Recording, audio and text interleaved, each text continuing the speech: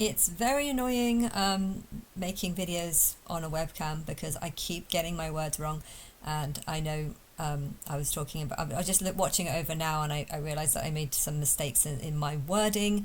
That heating up the whole house, old pensioners heating up the whole house. I was saying that my granny used to heat up the whole house. Now, okay, she's quite rich, but the reason why she was quite rich is because she's spent her whole life being a GP. So every single year of her life, she's been saving up money, saving up, and got a pension. You know, she'd built up this, and you're offering loads of discounts. You know, pensioners get free travel. I kind of agree with that. You know, they can't drive when you get to a certain age, and you want to discourage dangerous drivers from driving. And if them giving them free bus fare is going to encourage them to drive less, then that's a good idea. But I do know that 60-year-olds also get free bus fare, and many of them are safe on the road. Actually, coming to think about that, I think my dad's near 70 now, and he's very slow. He's very slow. So I don't know. There is a point where you should get free transport because it discourages you from driving. So I can understand them getting free travel. I would be looking forward to that. I don't want to be old, but I would be looking forward to that. But yeah, there are some things I do feel like old people feel sorry for them because it's like, oh, they're old pensioners, they're just living off a small amount of money. But technically, old pensioners don't eat much. Okay, when you get to like 30 or 35, you basically need to stop eating because the food that you eat just doesn't seem to, it just seems to create fat. I used to eat so much when I was younger because I was so doing stuff full of energy, always doing walking, and you could eat. I'm always eating once a day, but sometimes you could eat twice a day, and I would never gain weight, even if the meals were like massive. And now I'm not doing anything. And when you're older, you don't need to eat as much. I've seen how much my granny eats, and it was tiny. I was like, what is this all you're eating? I was quite shocked with how little she eats. So because she eats less, she doesn't need to spend as much money on food. And old people, they don't need as much because they can't. They're not as able to do things. They're not able to go places, and therefore being just in the house is something that they would do. And my granddad, when I said he was housebound for 10 years, I kind of actually meant bedbound. It was more bedbound than housebound. You know, if you're housebound and you want to keep your whole house warm, that's kind of understandable. But if you're bedbound and you want to keep your whole house warm, that's not really understandable because you're bedbound. You know, there's no point of heating the living room up if you're not downstairs in the living room. Okay, I think he did do some stuff and walk around, but I don't feel like because they were brought up in a time where heating your whole house was just a normal thing to do. You know, I feel like a lot of older people can be like, oh, I can't do that any longer. And it's just like, yeah, well, the younger people also can't do that. And the younger people have a far worse situation. Why? Because I mean, when I was a kid, I didn't even get free transport. So I remember sneaking, when I was very young, my dad would give me £10 a week, but he wouldn't give me any pocket money. And that £10 a week was the train ticket. So if I wanted money to buy clothes or something, I would have to like sneak onto the train and not pay.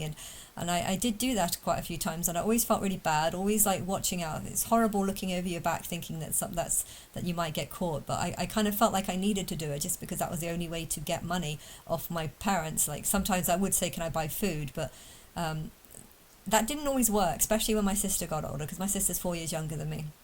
I, I started asking money, but as soon as my sister started asking money too, that's when my dad started making me feel bad. Like, it was fine if he was giving money to one kid, but as soon as he had two kids asking, then suddenly he wanted to be far more cagey.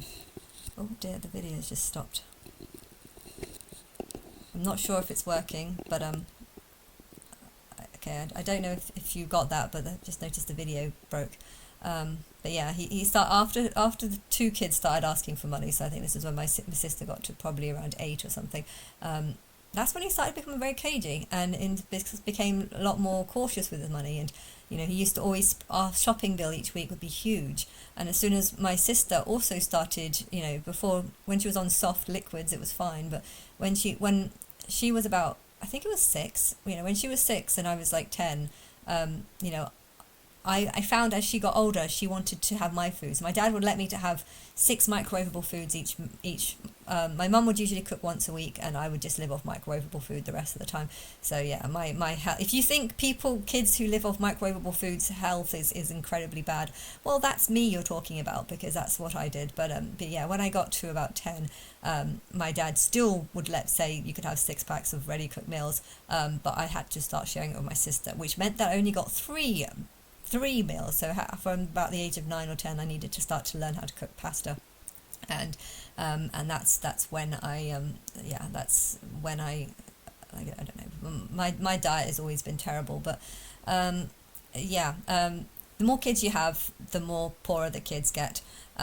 So if you think it's a fun thing to do, to have like, oh look, I've got 12 kids, actually you're probably causing more suffering on those 12 kids, because they have to share a lot of stuff. And if you've got parents like my dad as well, you would find that your life decreases the more kids you have. But for some reason, people seem to think that old people should get lots and lots of benefits because they're just on a basic pension, when really old people don't actually need that much money. They're not as active, they don't need to go to many places, they're not as excited about things. An old person going to a zoo is good, but you can get a cheap zoo member for that, so it's very, very, very cheap. But a young person might want to go to a zoo, but they might want to go to lots of different zoos. They're not happy with just going to the same zoo all the time. Whereas an older person, because your memory's, fading a bit, you might actually prefer to go to the same place, just become a member of something and go to the same place over and over again. So, okay, yes, pensioners don't have that much money, but then pensioners don't really need that much money because their brain is not as vibrant as it was. Hence, it doesn't need as much stimulation as the younger people do. The younger people do need more stimulation and more money to fund this need of wanting to do things.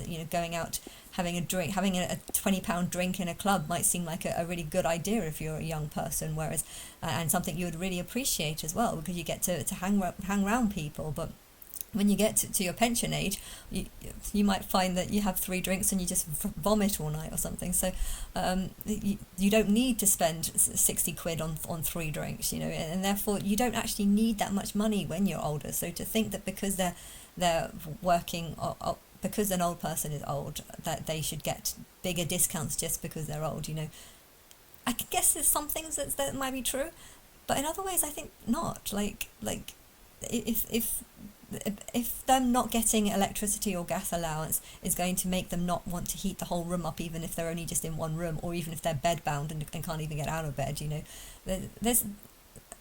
there's a lot of people, oh, these poor pensioners, they can't heat their room up, and then you can film a couple of people that look like they're mentally ill and look like some old people. There's a clip that I saw yesterday on TV where some old woman was like, just, I value the Bible. So her whole life is just getting out of bed, sitting on a chair and reading a Bible. And I need to afford heating, because why? And then are you the sort of person who would heat the whole house up even if you're only in one room? Well, I might want to go upstairs, so I have to heat the whole house. Well, don't you think I would want to go downstairs and just, yeah, I don't know. It's just, if you're helping a group of people because you think they need help, but part of them needing help means that they don't actually value or appreciate or fully understand, actually, like I don't, my uncle gets a lot of benefits, but at the same time, I feel like he needs it, because he wouldn't be able to function properly if he didn't have it. He spends his money incredibly weirdly. Like, he can spend huge amounts on some things, like he always goes taxis everywhere and stuff, but I don't know, I think if he didn't use a taxi, he would actually get lost because he doesn't know how to use a phone. I mean, teaching him how to use a phone and how to use a map so that he can find a hotel whilst using a map on a phone, I mean, that would seem like the smarter idea. But if someone's not smart, then teaching them how to be smart is hard. Although I think the amount of money that you've made on his medication, all the doctors trying to fix him and stuff, I think if you would have put even instead of mentally ill patients make huge amounts of money. If they're in a mental hospital facility, huge amounts of money get spent on looking after them and housing them and doctors and medicine, and I feel like a lot of people turn to medication as the solution, when really I think education is the solution. Teaching people how to think, how to get them in a routine, even if it's just a routine of just stamping something, stamp, stamp, getting mentally ill people into jobs is very good, because that will help with their brain, and if you are working, then you won't need money to live off. But yeah, thing is, if he thinks he needs to drive around in taxis because he doesn't know how to use a phone map, well, just teach him how to use a phone map. And but anyway, I'm still going through this video, but it is very annoying how I always say the wrong word, and I keep doing that. I say something and I know what I mean in my head, and I am listening to it and I'm just like, can't I correct that? Although part of the good thing about AI is, if I was to change all these videos and just put like a completely different screen, so get like an AI version of me looking a lot better, looking like I'm in somewhere else, you can use my voice that I'm saying and then use AI, match it to an AI voice that makes me look like I'm not just lying in bed looking like I'm dying with spots all over my face, which is really annoying. That one won't go away. And it didn't show up in the video that I made the other day, which is really strange, because I didn't use makeup or anything, and yet it didn't show up, and yet now it is showing up. I think it's the lighting. It's all to do with the lighting. But it didn't show up downstairs either. When I was downstairs, I think the lighting was so bright that it actually like hid it, and in the dark it hid it, whereas now this is just like the right type of light that just shows it annoyingly.